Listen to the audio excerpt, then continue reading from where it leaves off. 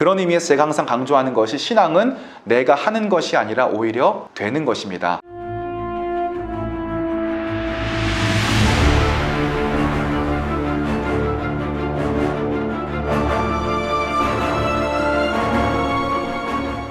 오래간만에 돌아온 시청자 고민 시간입니다. 자, 오늘은 제 채널의 애독자인 올리브님께서 자신의 고민을 댓글로 달아주셨는데요. 먼저 올리브님의 고민을 소개해드리도록 하겠습니다. 음악 큐.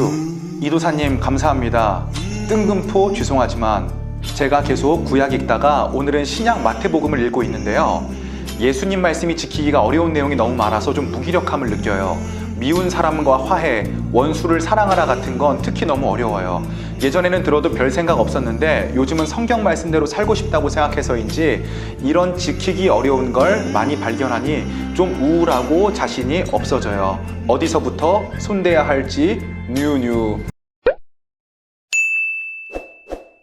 먼저 제가 올리브님의 고민을 읽고 처음으로 느낀 점은 올리브님께서 자신이 살아가던 가치관과 패러다임에서 벗어나 예수님을 따라 살아가는 사람들의 가치관과 패러다임으로 지금 이동하려고 하는 초입부에 계시구나라는 사실을 경험을 했습니다. 저는 자신의 한계를 극복하기 위해 노력하는 사람에게는 항상 박수를 보내드리고 싶고 정말 리스펙한다고 이야기를 하고 싶은 편입니다. 왜냐하면 저도 수많은 사람들과의 관계를 맺으며 살아가는데 제가 아는 대부분의 사람들은 자기가 태어난 재능과 자기가 자라난 환경에 의해 형성된 자기만의 가치관과 패러다임에 갇혀서 평생을 살아가기 때문입니다. 지금 자신의 가치관을 허무시고 새로운 가치관으로 넘어가려고 하는 우리 올리브님의 노력을 저는 매우 높게 평가를 하고, 또 제가 미리 말씀을 드리지만 그 과정은 굉장히 힘들고 어렵다는 점, 나의 생각과 가치관을 깨어 부순다는 얘기는 곧 나의 자아의 죽음을 이야기합니다. 내가 죽어야 되는 과정이니까 얼마나 외롭고 힘들고 고독한 시간을 보내야 하겠어요.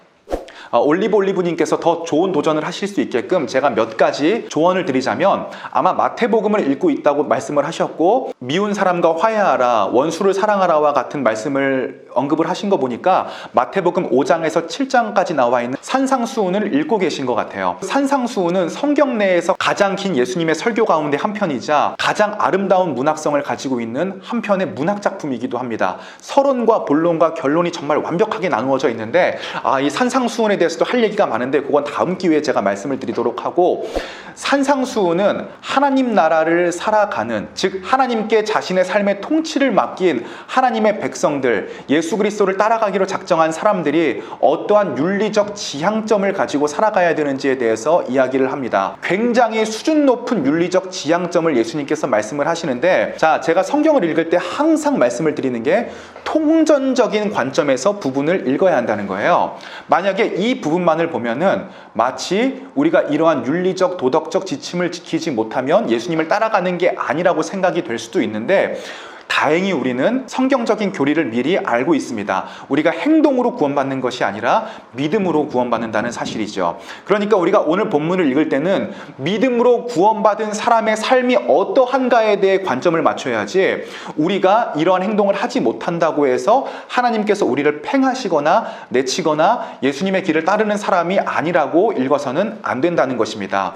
그러니까 제가 말씀드리고 싶은 것은 마태복음 5장에서 7장까지는 굉장히 높은 윤리적 지침이 제공되는데, 이 윤리적 지침을 모두 지켜야만 하나님 나라를 살아가는 사람이 되는 것이 아니라, 이미 하나님 나라를 살아가는 사람들, 하나님께 내 인생의 모든 통치를 맡긴 사람들의 삶은 결론적으로 어떠해야 하는가 에 대해서 이야기한다는 점입니다. 그러니까 우리가 당장 이러한 삶을 완벽하게 살아야 되는 것이 아니라, 의롭다 칭함을 받은 우리가 성화의 길을 감에 있어서 어떠한 윤리적 지향점을 가져야 하는가, 우리가 당장 이렇게 살아야 된다는 것이 아니라 예수님의 길을 따라가야 하는 우리가 궁극적으로 이르러야 하는 경지에 대해서 이야기한다는 것입니다. 그러므로 올리브님, 당장 이것을 모두 지키기 위해 노력하시기에 앞서서 우리의 삶이 예수님과 가까워지면 가까워질수록 우리의 삶은 점점 원수를 사랑하는 식으로 변화되어져 가는 것입니다.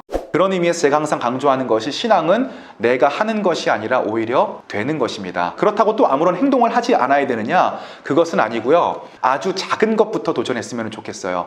한 번에 원수를 사랑하기는 너무 높은 영적인 수준을 요구합니다. 계속적으로 오늘 할 수 있는 일에 도전하시는 방식으로 예수님의 사랑을 삶으로 표현하다 보면 점점 예수님과의 사랑이 깊어질 것이고, 그러다 보면 언젠가는 그와 같은 경지에 이를 수 있을 것이라고 생각이 듭니다. 말을 또 하다 보니까 너무 길어졌는데요. 제가 계속적으로 응원하고 기도하고 있다는 사실 잊지 않으셨으면 좋겠네요. 믿음의 경주를 계속합시다. 저는 내일 돌아오도록 하겠습니다.